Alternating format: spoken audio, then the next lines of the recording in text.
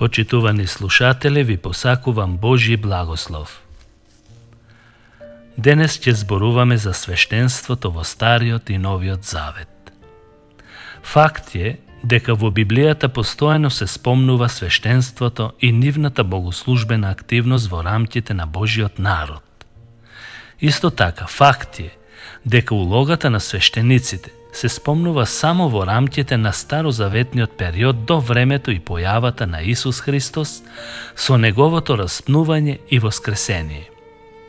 Почнувајќи од дела на апостолите во Новиот Завет, каде што се опишува раѓањето на Христовата црква и развојот на христијанството во средината на првиот век и понатаму, израелските свештеници се спомнуваат само во смисла на нивното обраќање од јудеизмот кон христијанството. Дела на апостолите 6 глава 7 стих како потврда за тоа. Се спомнуваат и во врска со престанување на нивната служба, во која што своето исполнување се наоѓа во Исусовото првосвештеничко дело. Ова стои запишано во писмото до Евреите 8 глава. Таму се зборува за тоа, бидејќи новозаветното христијанство е втемелено на Христовата наука и апостолската пракса, која што не познава некоја институција со специјално свештенство. Уште пред да се дадат 10 заповеди на Израел преку Мојсеј на гората Синај, Бог ги прогласи сите Јаковови потомци за свет народ и царско свештенство, велејќи: а сега, ако добро го послушаш мојот глас и го зачуваш мојот завет, ќе бидете мое посебно благо, одвоено од сите народи, зашто моја е сета земја. И ќе ми бидете царско свештенство и свет народ. Тоа се зборовите што ќе им ги кажеш на израелските синови. Сите првородени машки деца од сите 12 племења на Јакововите потомци припаѓаа на Господ според Божите заповеди. Сепак, според Божјата волја и избор како замена за сите еврејски првороденци во тоа време за посебна служба на Бог е избрано единствено племето Левиево.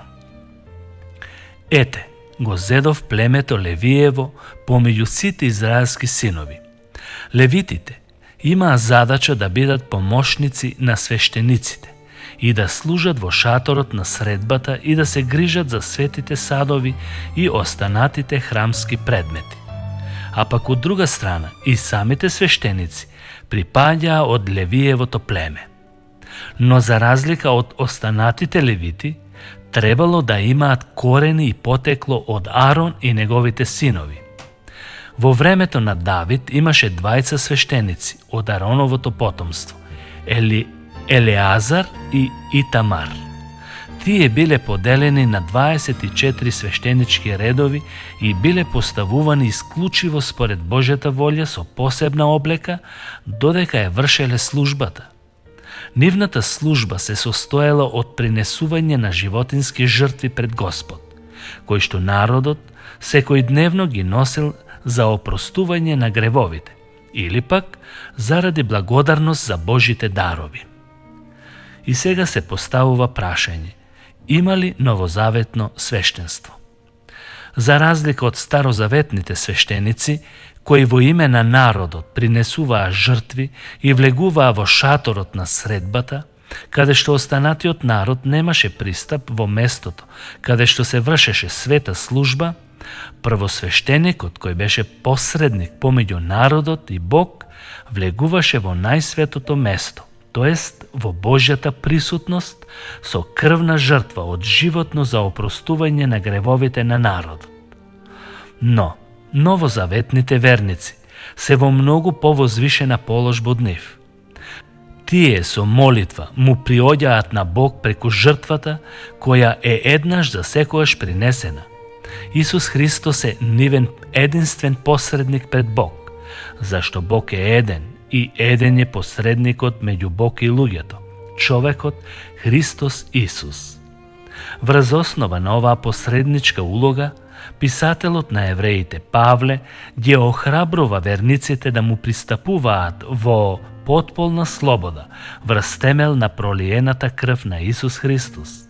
Зашто тој вели: А Христос, откако се појави како првосвещеник на идните добра и влезе низ поголем и посовршен шатор, што не е направен со рака, односно, која не е од оваа создавање, влезе еднаш за секогаш во светината на светините. И тоа не со крвта на јарци и јунци, туку преку својата крв и ни прибави вечен откуп. Ова стои запишено во писмото до Евреите 9 глава. Потоа писателот ги наведува евреите да го бараат Исус не во земните светилишта, туку она светилиште кое не е направено од човечка рака, велејќи: и така, браќа, кога имаме смелост да влегуваме во светината преку крвта на Исус, кој ни го отвори новиот и живиот пат низ завесата, односно неговото тело, и откако го имаме врховниот свештеник над Божјиот дом, да пристапуваме со искрено срце во полна увереност на верата, со срца кои преку попраскување се очистени од зла совест и со тело измиено во чиста вода. Евреите 10 глава. Паралелата е многу јасна и повеќе од јасна. Секој што го познава старозаветниот систем знае дека првосвещеникот влегувал во најсветото место, шаторот или храмот, со крв на животно, а Христос како првосвещеник на Новиот Завет влезе во најсветото место во небото, во самото Божјо присуство, и тоа не со нешто туѓо или некое животно, туку со собственото тело, својата крв.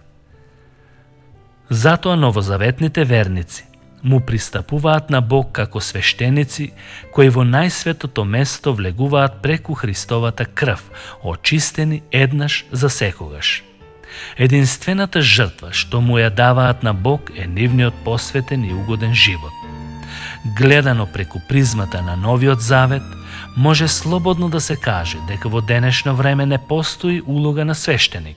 Всушност не постојат свештеници кои посредуваат за народот, туку има учители, проповедници и евангелисти кои го проповедаат Божјиот збор, Библијата, и се назначени преку Светиот Дух за извршување на својата служба и за изградување на Христовото тело, црквата. Единствен наш застапник и посредник како првосвещеник е Исус Христос, кој и денес како свештеник се моли за својот народ. Нему нека му е слава во сите векови. Амин.